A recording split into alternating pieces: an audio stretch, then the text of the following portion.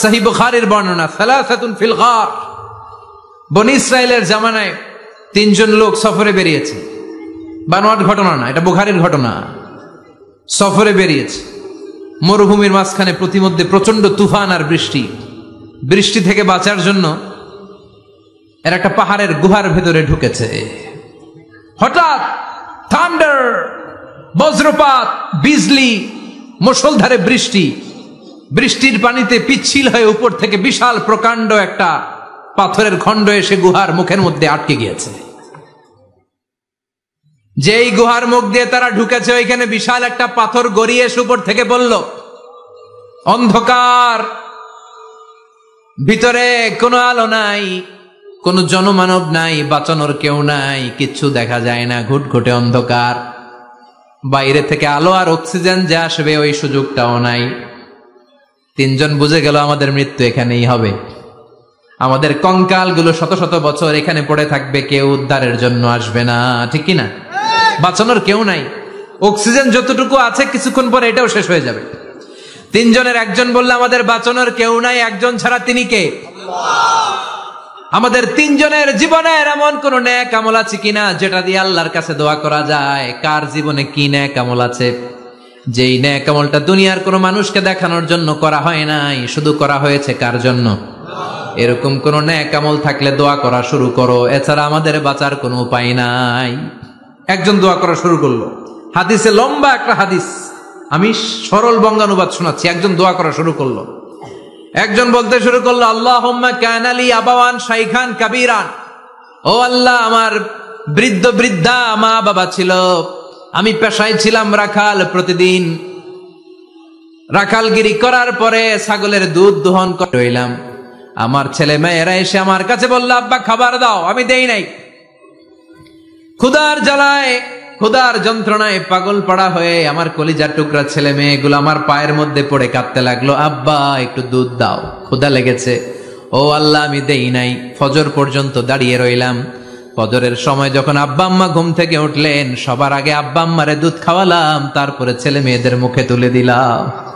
ও আল্লাহ, ও আল্লাহ, ওই দিনে সারা রাতটা আমি দাঁড়িয়ে আব্বা আম্মার জন্য যে দাঁড়িয়েছিলাম, দুনিয়ার কাউরে দেখানোর জন্য নয়, শুধু তোমারে খুশি করার জন্য। ওই রাতের ইবাদতটা যদি তোমার কাছে পছন্দ হয়, ফাফাররিজ আন্না মা নাহনু ফি, আজকে যেই বিপদে আমরা আছি, বিপদ থেকে তুমি বাঁচাও। বলার সাথে সাথে 1/3, 1/3 পাথরটা ডান দিকে সরে গেল। সুবহানাল্লাহ পড়বেন না? এবার বাইরে থেকে আলো আসতে শুরু করেছে, অক্সিজেন ঢুকতে শুরু করেছে, তাদের মনের মধ্যে স্বস্তি ফিরে এসেছে। এবার দ্বিতীয় জন দোয়া শুরু করলো, আল্লাহ, আমার এক চাচাতো বোন ছিল, এত সুন্দরী, আমার জীবনে এত সুন্দরী নারী আমি দেখি নাই, এত সুন্দরী নারী। ওয়া কুনতু উহিব্বুহু বিআশাদ্দি মা ইউহিব্বুর রিজাল আন-নিসা, একজন পুরুষ একজন নারীকে যত ভালোবাসতে পারে আমি ঠিক ততটা ভালোবাসতাম আমার এই সুন্দরী কাজিনকে, চাচাতো বোনকে। কিন্তু আমার মনের কথা আমার চাচাতো বোনরা আমি বুঝাতে পারি নাই। একদিন লজ্জা শরমের মাথা খেয়ে চাচাতো বোনরা আমি বললাম, তোরে আমি বড্ড ভালোবাসি, একান্তে আমি তোরে চাই। চাচাতো বোন বলল, এত এত স্বর্ণ মুদ্রা যেদিন জমাতে পারবা ওই দিন আমারে পাবা। এবার আমি স্বর্ণ মুদ্রা জমাতে লাগলাম।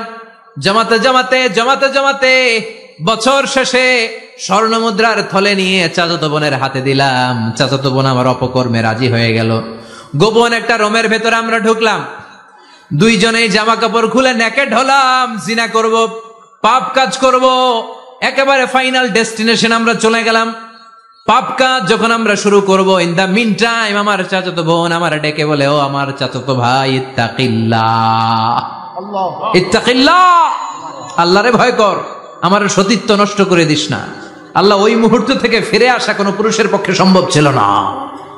ইত্তাকিল্লাহ, এই বাক্যটা শুনে, তোমার আওয়াজ শুনে আমার কলিজার মধ্যে কাঁপুনি ছুটে গিয়েছে। তোমার নাম শুনে আমি আর ধৈর্য ধারণ করতে পারি নাই, চিৎকার মেরে জামা পেড়ে ওই ঘর থেকে বের হয়ে গেলাম। ও আল্লাহ, শুধুমাত্র কেবলমাত্র একমাত্র তোমার ভয়ে ওই দিন আমি আমার চাচাতো বোনের সাথে পাপ কাজে লিপ্ত হই নাই। আল্লাহ রে, ওই দিনের আমলটা যদি তোমার দরবারে কবুল হয়ে থাকে, আজকের বিপদের দিনে তুমি আমাদের বাঁচাও। বলা মাত্রই এই দোয়া আল্লাহর কাছে এত কবুল হয়েছে, কারণ আল্লাহর ভয় এটা পৃথিবীর সবচেয়ে বড় ইবাদত। চিল্লায় বলেন ঠিক কিনা? যাদের হৃদয়ে আছে আল্লাহর ভয়, তারা কভু পথ ভুলে যায় না। আল্লাহর প্রেম ছাড়া এই দুনিয়ায় কারো কাছে কোনো কিছু চায় না। ঠিক কি না? আল্লাহর ভয় আল্লাহর কাছে সবচেয়ে বড় প্রিয় ইবাদত। আল্লাহর কাছে দোয়াটা এত পছন্দনীয় হয়েছে, মুহূর্তের মধ্যে 2/3 পাথরটা গুহার মুখ থেকে ডান দিকে সরে যায়। 2/3 পাথর এখন সরে গিয়েছে। এবার তারা বেরোতে চেষ্টা করলো, দেখা যায় হাত বেরোয়, কারো পা বেরোয়, মাথা বেরোয়, কিন্তু পুরো বডিটা নিয়ে বেরোয়া যায় না। বাকি আছে কয়জন? কথা কোন? এবার 3 নাম্বার লোক দোয়া করতে শুরু করেছে, আল্লাহ ইন্নী ইস্তাজারতু উজারা ফাদাফাতু সামানাহুম। আল্লাহ আমি অনেকগুলো শ্রমিক ভাড়া করেছিলাম, তাদেরকে দিয়ে কাজ করিয়ে তাদের ঘাম শুকিয়ে যাওয়ার আগে প্রত্যেকটা শ্রমিকের পারিশ্রমিক আমি দিয়ে দিয়েছি। সবগুলো শ্রমিক আমার কাছ থেকে পারিশ্রমিক বুঝে নিয়েছে, একজন ছাড়া। একজন না নিয়ে চলে গেছে। তার টাকা তারে আমি বুঝাই দিতে পারি নাই। তার রেখে যাওয়ার টাকা দিয়ে আমি কয়েকটা ছাগল কিনলাম। ওই ছাগল পালতে পালতে বাচ্চা দিল, আরো বাচ্চা দিল, দিতে দিতে বিশাল ছাগলের ডেইরি ফার্ম বানালাম। 1 যুগ পরে ওই শ্রমিক এসে বলে, হে আমার মালিক, 12 বছর আগে তোমার কাছে কাজ করেছিলাম, টাকা কিন্তু নেই নাই, টাকা দাও। আমি বললাম, ওই যে বিশাল ছাগলের বড় একটা ডেইরি ফার্ম দেখা যায়, পুরো ডেইরি ফার্ম তোমার, ডেইরি ফার্মটা তুমি নিয়ে যাও। শ্রমিক আমারে বলতে লাগলো, তাস্তাজিউ মিন্নি, আমার সাথে ঠাট্টা করো নাকি? একদিনের পারিশ্রমিক দিয়ে ডেইরি ফার্ম হয় নাকি? যতটুকু টাকা তোমার কাছে আমি 12 বছর আগে পেতাম ততটুকু দিলেই চলবে। তারে আমি বুঝিয়ে বললাম, তোর টাকা দিয়ে ছাগল কিনেছি, ছাগলের ব্যবসা করে ডেইরি ফার্ম বানিয়েছি, একটার পর একটা ছাগল বাচ্চা দিতে দিতে আজকে হাজার হাজার ছাগলের এই ডেইরি ফার্ম, পুরো ডেইরি ফার্মটা আমি তোরে দিয়ে দিলাম। বলা মাত্র ওই শ্রমিকটা ডেইরি ফার্ম নিয়ে চলে গেল। মাবুদের ওই কঠিন বিপদের দিন সে শুধু দাবি করেছিল তার পারিশ্রমিক, তার পারিশ্রমিকের টাকা তার হাতে দিলে সে খুশিতে বাকবাকুম, কিন্তু তার বদলে পুরো ডেইরি ফার্মটা আমি তার হাতে তুলে দিয়েছি একমাত্র তোমার সন্তুষ্টির জন্য। ওই দিনের আমলটা যদি তোমার দরবারে একটুও ভালো লেগে থাকে রে মাওলা, আজকের কঠিন বিপদ থেকে বাঁচাও। বলতে দেরি মুহূর্তের মধ্যে বিশাল পাথর খণ্ডটা গুহার মুখ থেকে ডান দিকে সরে যায়। আল্লাহর শুকরিয়া করে 3 জন বের হয়ে যায়। সহিহ বুখারীর বর্ণনা।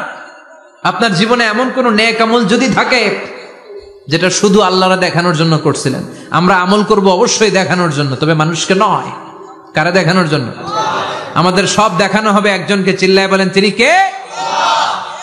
আপনার এমন কোন নেক আমল যদি থাকে যেটা আপনি আল্লাহরে খুশি করতে করছিলেন, ওইটার ওসিলা করে দোয়া করে দেখেন, ওই দোয়া কবুল করে নিবে কে? রাজি আছেন তো? সব সময় অন্যায় হয়ে গেলে, পাপ হয়ে গেলে তওবা করব কার কাছে? বিপদে আপদে সব অবস্থায় আস্তাগফিরুল্লাহ পড়তে রাজি আছেন তো?